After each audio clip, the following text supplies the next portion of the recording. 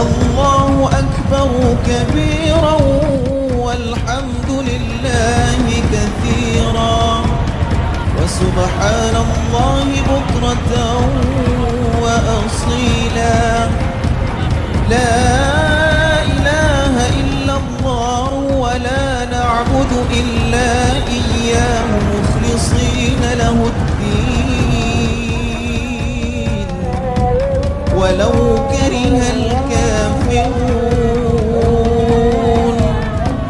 لا إله إلا الله وحده صدق وعده ونصر عبده وأعز جنده وهزم الأحزاب وحده لا إله إلا الله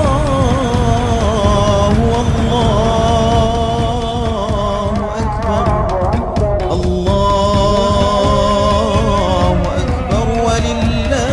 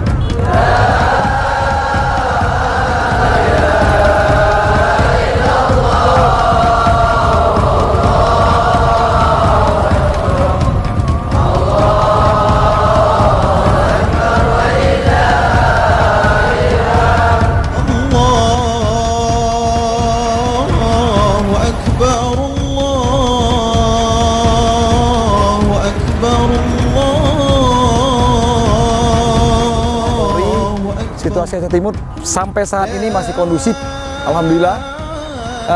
TNI dan Polri dan unsur yang lain dari Dishub, dari pemadam kebakaran dan lain-lain, Solo Bandung standby untuk menjaga situasi kondisi yang ada di Kabupaten Aceh Timur. Dan untuk sementara terpantau, alhamdulillah dalam keadaan masih landai-landai dan masih bisa kita kendalikan.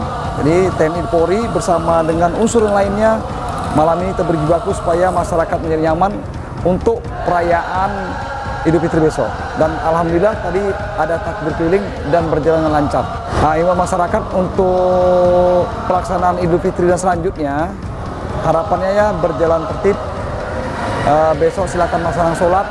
Kami TNI Polri dan segenap seluruh unsur yang lain siap melakukan pengamanan terhadap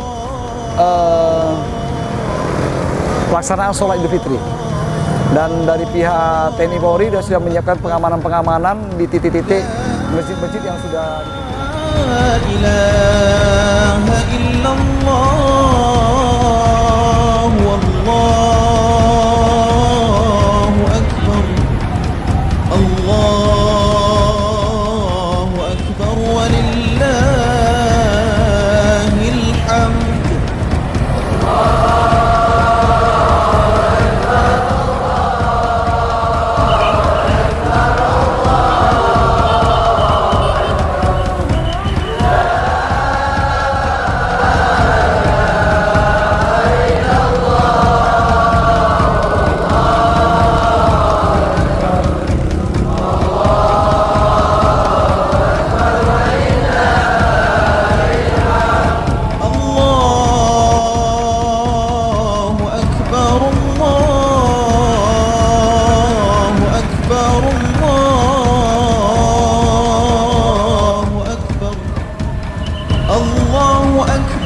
كبيرا والحمد لله كثيرا وسبحان الله بكرة وأصيلا لا